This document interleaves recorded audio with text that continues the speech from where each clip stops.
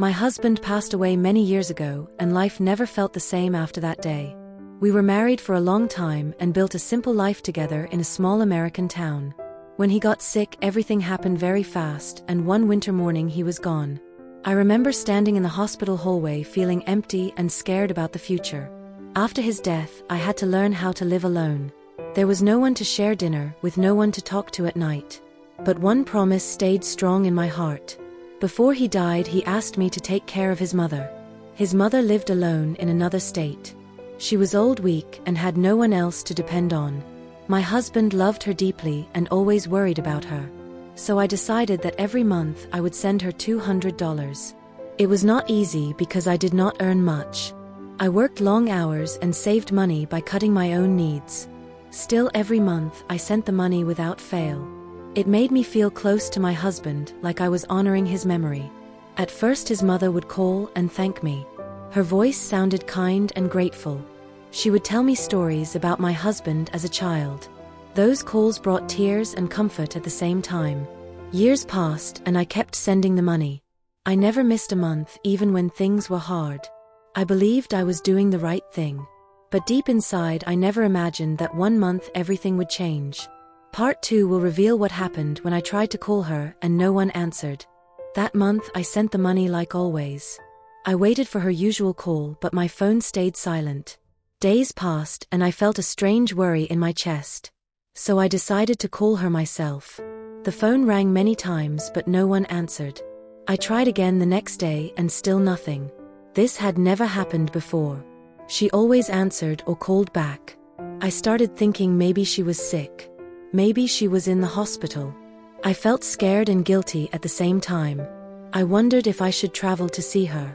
I searched for her address again and looked at old messages. Everything looked the same. I called her neighbor whose number I once saved. The neighbor sounded confused and asked who I was. When I told her my name, she went quiet for a moment. Then she said something that made my hands shake. She said the old woman had not lived there for almost a year. My heart started beating fast. I asked what she meant. The neighbor said the house was sold and someone else moved in. She said she thought the old woman went to live with family. I felt dizzy and sat down on the couch. For one whole year I had been sending money, but I had no idea where it was going. I realized something was very wrong. That night I could not sleep. Questions filled my mind. Where was she? Who was receiving the money?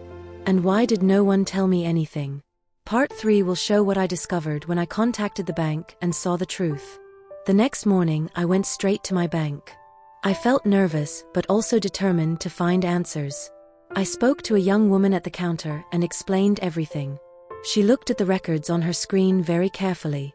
She told me the money was being deposited every month. It was not returned or delayed. That meant someone was receiving it. I asked her who was taking the money. She said the account was still active. But the name on the account was not my mother-in-law anymore. My heart dropped when I heard that. I asked her to repeat it. She told me the account was changed months ago. A new person was added as the main holder. I could not believe it. No one ever told me about this change. I asked for the name of the person. When she said it, my breath stopped. It was my brother-in-law. The man who barely spoke to me after my husband died. Memories rushed back into my mind. He had always been distant and cold. He never asked how I was doing. He never thanked me for helping his mother. I walked out of the bank feeling sick. I sat in my car and cried. For months I worked extra hours. For months I skipped meals to send that money. I felt used and betrayed. But what hurt the most was not the money. It was the lie. The broken trust. That evening I decided I would not stay silent anymore. I needed answers. And I needed to hear them from him. I called my brother-in-law that evening. My hands were shaking, but I forced myself to stay calm. When he answered, his voice sounded surprised. Like he never expected to hear from me. I asked him directly where his mother was. There was a long pause on the phone. Then he sighed and said she was fine. He said she was living with him now. I asked why no one told me. He said things happened quickly. He said she moved in because she could not live alone. His voice sounded careless, like it was no big deal. Then I asked about the money. Another pause filled the line. He said since she lived with him, it made sense for him to manage the account. He said he needed the money to take care of her. I felt anger rising in my chest. I asked why he never once called or thanked me. Why he let me struggle while he stayed silent. He said I should understand because family helps family. I reminded him that she was my family too. That I promised my husband I would care for her. My voice broke as I spoke his name. He stayed quiet. Then he said something that shocked me. He said I was not really part of the family anymore. He said my responsibility ended when my husband died. Those words cut deeper than anything before. I ended the call without saying goodbye. I sat alone in the dark feeling heartbroken. That night I questioned everything. My promise, my loyalty, and my place in their family. I did not sleep that night. I kept hearing his words again and again. You are not part of the family anymore. Those words hurt more than losing the money. In the morning I looked at my old photos. Photos of my husband smiling. Photos of holidays, dinners, and simple moments. I remembered the promise I made to him. And I knew my promise was never wrong. But I also knew I was being treated unfairly. Helping someone should never feel like punishment. I realized kindness without respect slowly turns into pain.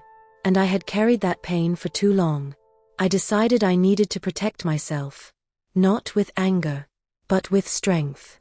I called the bank again and asked how to stop the payments. The woman explained everything slowly. She told me I had the right to stop sending money. She said my responsibility was never legal, only emotional. Hearing that made me feel lighter. That same day, I stopped the monthly transfer. It felt strange and scary, but also freeing. For the first time in years, I chose myself. Still, something felt unfinished. I needed to know if my mother-in-law was truly safe. I needed to hear her voice, not his explanation. So I searched online for her medical records and care centers. I made phone calls for hours. And finally I found a number that gave me hope. The woman on the phone spoke softly. She asked me to explain who I was. When I told her my name, she became quiet. Then she said yes, she knew exactly who I was. She told me my mother-in-law was staying at an assisted living home. Not with her son like he claimed. My chest felt tight when I heard that. I asked if I could speak to her. There was a short wait. Then I heard a weak, familiar voice. It was her. She said my name slowly, like she was afraid I would disappear. She told me she missed me. She asked why I stopped calling. Tears rolled down my face. I told her I tried many times. She said her son took her phone. He told her I forgot about her. He told her I stopped caring. Hearing that broke my heart. She told me she never knew about the money. She thought her son was helping her. She thought I moved on and erased her from my life. She cried softly as she spoke. I told her the truth. I told her I never missed a month. I told her I loved her because she was my husband's mother. She cried harder and kept saying thank you. In that moment, I realized something important. The money was never the problem. The lies were. And now the truth was finally free. After speaking to my mother-in-law, I felt a mix of relief and anger. Relief that she was safe. Anger at her son for lying and taking advantage of both of us. I knew I could not let this continue. I could not let him control her life or my feelings anymore. I made a decision. I would take responsibility in a way that mattered. Not by sending money blindly, but by being present and protecting her. I arranged to visit her the following week. I packed a small bag with essentials and gifts. Not expensive gifts. Just things that reminded her of home and love. When I arrived, she ran to me. Her frail arms wrapped around me tightly. She whispered thank you again and again. I held her close and promised I would never leave her like that again. We spent hours talking, sharing stories, laughing softly, crying softly. It was as if the years of silence melted in that moment. I knew I could not change the past, but I could shape the future. And that gave me strength. I felt like a weight had lifted off my heart. That night, I stayed at her room. We talked until the stars were out. And for the first time in years, I felt at peace. The next few days were not easy. Her son called constantly. He shouted and demanded to know why I was there. He said she was his responsibility. He accused me of interfering and taking over. But she finally spoke up. Her weak voice shook, but her words were clear. She said I was the one who loved her. She said she needed me now more than him. I knew we had to be careful. One wrong move and he could take control again. So I helped her change her phone number. We informed the assisted living staff about the situation. We made sure she had a safe place to stay. It was a slow process. She needed reassurance every day. I had to prove that I was there for her. Not for money. Not for obligation. But because I cared. Sometimes she cried at night, telling me how lonely she had been. I held her hand and told her she was not alone anymore. Every small smile from her felt like a victory. I also faced my own guilt. All those months of sending money without knowing the truth. All those moments I questioned myself. Now I knew it was not my fault. I had acted out of love and loyalty. As the days passed, our bond grew stronger. She began to trust me completely. She told me stories about my husband I had never heard before. Stories about his childhood. Stories about his dreams. Stories about how much he loved both of us. One afternoon she smiled and said something I will never forget. She said, "Your husband knew you would take care of me. He always trusted you." Hearing that made my heart ache with both sadness and love. Then she shared a secret. A letter my husband wrote years before he died. He had written it to her. He wanted her to know how proud he was of me. He wanted her to promise she would always stay close to me. I cried softly as I read the letter. It was filled with love and hope. It reminded me that even in death he had protected us both. He had given me the strength to continue. And he had reminded his mother who she could trust. From that moment I felt a deep sense of purpose. I realized my role was not just to send money. It was to be her family, her support, her companion. We laughed more than we cried. We cooked together. We shared meals. We went for walks. And slowly she regained her strength and happiness. A few weeks later her son came to the assisted living home unannounced. He was angry and demanding. He said I had no right to interfere. He accused me of taking control of everything. But this time I was not afraid. I stood tall and looked him in the eyes. I reminded him of all the lies he had told. I told him how he had taken the money meant for his mother. I told him how he had tried to keep us apart. She stood beside me, her frail hand holding mine. Her voice was quiet but firm. She said, "I am safe here. I choose to be with her. Your control is over." He was shocked. He tried to argue, but the staff at the home were present. They made it clear he could not force her to do anything. He realized that his power over her was gone. For the first time I felt a sense of justice. Not revenge, but fairness. He could not hurt us anymore. He could not lie to me or manipulate her. We watched him leave. And for the first time in years the house felt peaceful. She looked at me with tears in her eyes. And whispered, "Thank you. For everything." After that confrontation, we focused on rebuilding her life. She began to smile more freely. She joined activities at the assisted living home. She made small friends who treated her kindly. I visited every day. Sometimes we would sit quietly. Sometimes we would cook simple meals together. Sometimes we would laugh until our cheeks hurt. Every day felt like a gift. We also reconnected with distant relatives. Some were surprised at our bond. They asked how we managed to stay close. We simply said love and loyalty matter more than anything. She regained confidence in herself. She started walking without help. She decorated her room with photos and small trinkets from her past. Every corner reminded her of a life still full of meaning. And slowly I healed too. The pain of betrayal began to fade. The weight of the lost money no longer mattered. What mattered was the connection we had rebuilt. What mattered was love, trust, and family that chooses to stay. We both realized that even in the darkest times, hope and courage could bring light. And sometimes the most unexpected moments could teach the greatest lessons. One morning as we were having breakfast, the director of the assisted living home came to see us. She smiled and handed me an envelope. Inside was a letter from my husband's old attorney. The letter explained something I had never known. My husband had set up a small trust for his mother. He wanted her to be cared for. He wanted her to have comfort and security. But he had trusted his son to manage it.